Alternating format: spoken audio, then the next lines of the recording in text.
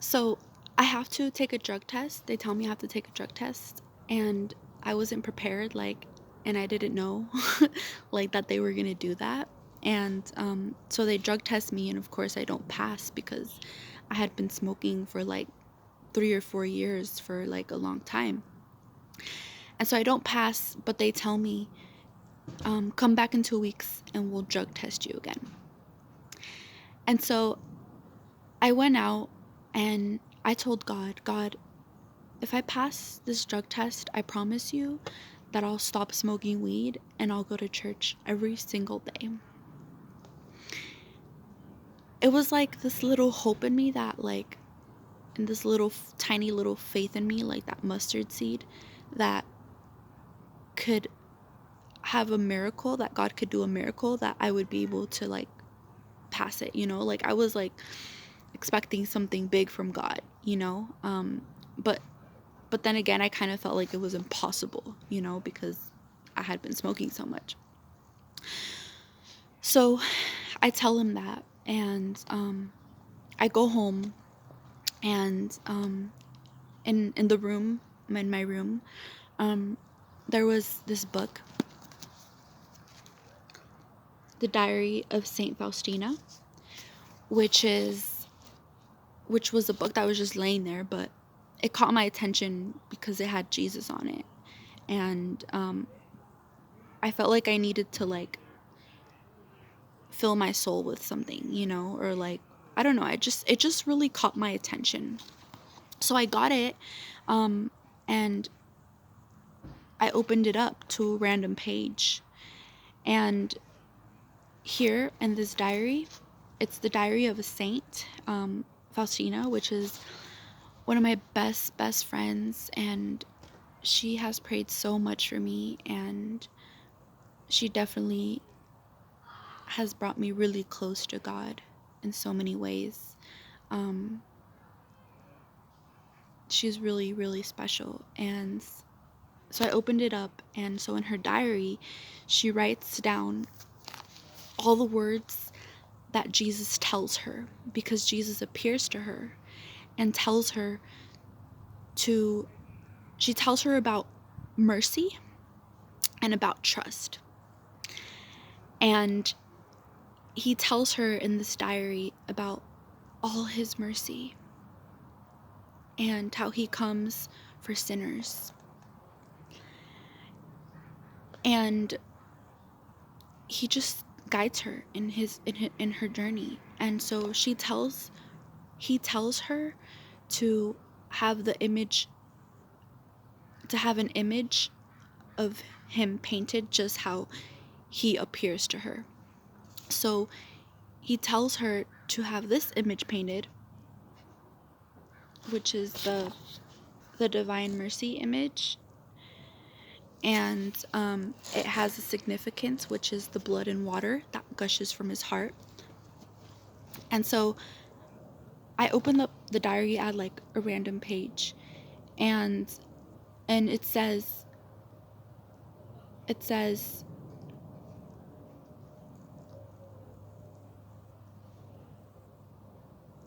it says I'm with you, don't be scared, just trust in me.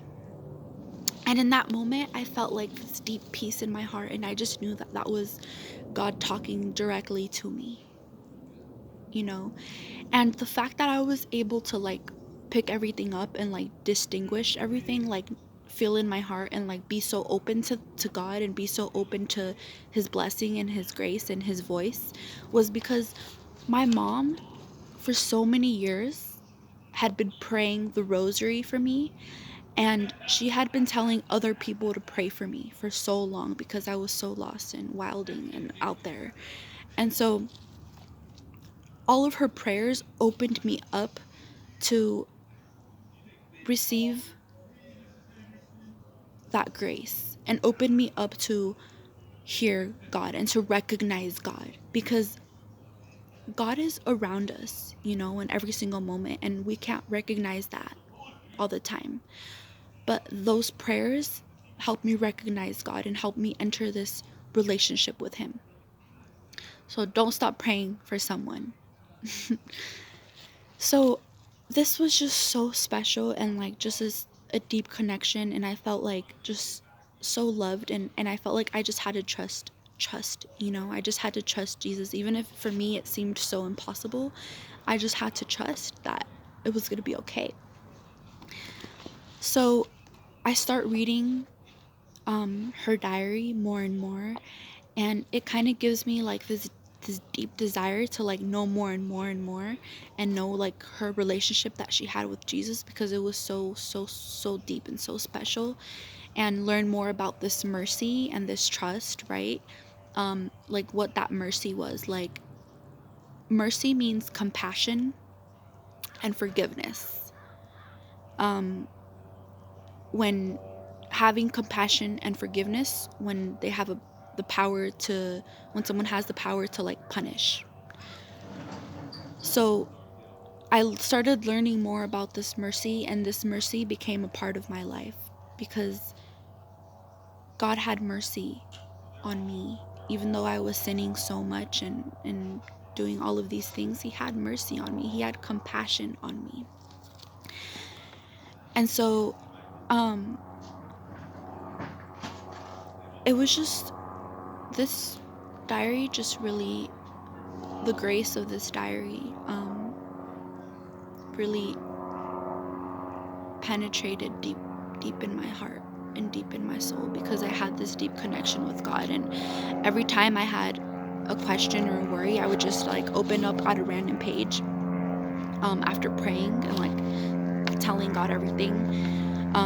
I would just open it at a random page and just read it and read it, and it would talk like directly to me. God would talk directly to me, and it was just so special. And to this day, like I carry this book around, because it's like God like is waiting for me, like talking to me, and is ready to answer any question. So I really recommend this diary. So I got so inspired from her diary that I started writing letters to God. And this opens up a communication between me and God, because I start writing everything, I start writing everything. And it's a way of prayer, because it's the way that I'm communicating with God. And prayer in reality is communicating with God. And so I start writing letters to Him, and He starts replying to me in my day. And it was just like all of these things that just like that in the world, or sometimes we call them like coincidences, or I don't know how to pronounce it right, but like coincidences. I don't know how to say it, but that word.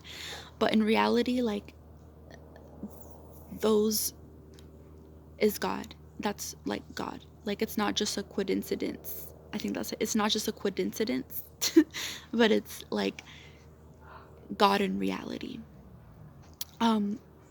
So I go back, and I get the drug test again, and I pass it. And that was like a miracle. That was a complete miracle, because there was literally no way that I was gonna be able to pass it, like it was just trust. It was just trust in God that it was that miracle was gonna happen, and like without even like all of these things that I could have done, right? But the testing room was really strict, and it was just trust. Like that's all that I needed for that miracle to happen. And so now like I had to stop smoking and go to church every day. And for me, um stopping smoking, to stop smoking was kind of easy for me, because I felt like I was really influenced to do it. But the other half, of course, was me like distracting myself and stuff, like running away from that inside. But like towards the end, it was really easy for me to just let go, because like the last few times that I smoked weed, I remember like having like a pain in my chest and like just feeling really guilty and like just feeling really sad and just feeling like this pain, like this, not like physical pain, it was physical pain, but like I just felt really bad about it, you know. And now that I'm aware and now that I know, it was that pain that God felt when I was smoking and I was running away from him, when I wasn't paying attention, when it was that pain that he felt, that sadness that he felt for me being so lost, you know. And so it was easy for me to let go of smoking weed because I couldn't resist that anymore. And so I stopped smoking weed, and I also had to, like, of course, let go of some of my friends that smoked weed, and it was it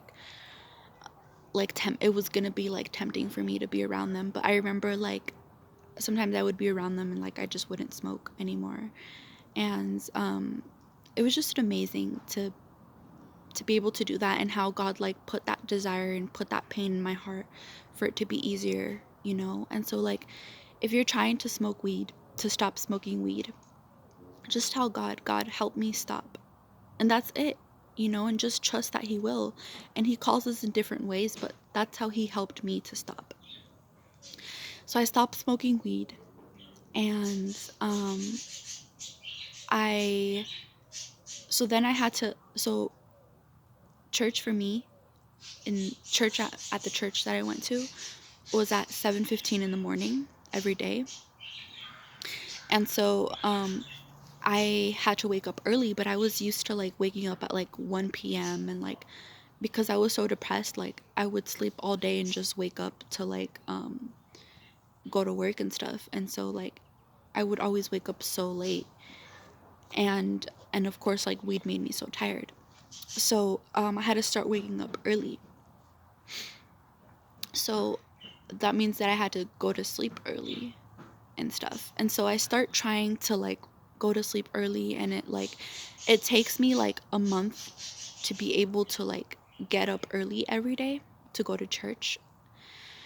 And so I start going to church, and I start receiving Jesus in the Eucharist. And I start filling my mind and my body and my heart with God's word, with the Psalms and with all the scriptures that they read in church, and just that grace of all the angels flying all around, and that grace of being there really opened up my soul to another level, to another state. And so I start going to church every day, and that was really hard for me, and a big sacrifice, you know, like for me to wake up every day and to like let go of my laziness and all of that, and something that to this day I continue to work on. And so in Faustina's diary, Jesus tells her a prayer, which is the Divine Mercy prayer, that Jesus tells her to pray at 3 p.m. And so I start praying this prayer, and it's repeating, "For the sake of his sorrowful passion, have mercy on us and on the whole world." So I start praying this prayer, and I start being more aware of how like God forgives me and how he loves me no matter what, no matter of my past. So I start going to church, but like I start feeling like really dirty and like just really unworthy of being there, you know, because of all the things that I have done, and like of not loving my neighbor and like all of these things. But at the same time, I started working at the job. And so the job was to be a caregiver, to go to people's houses and do in-home care.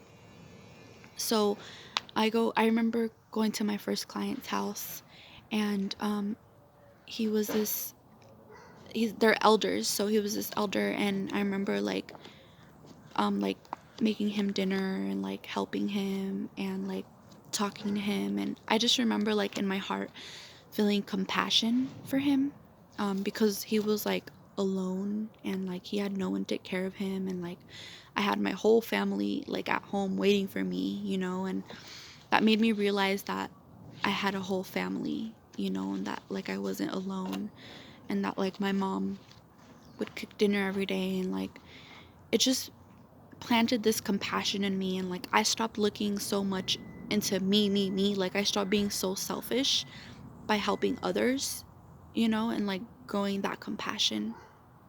And that was just really, really beautiful to experience. So I start to experience the compassion that God has for me. And so I start understanding that more.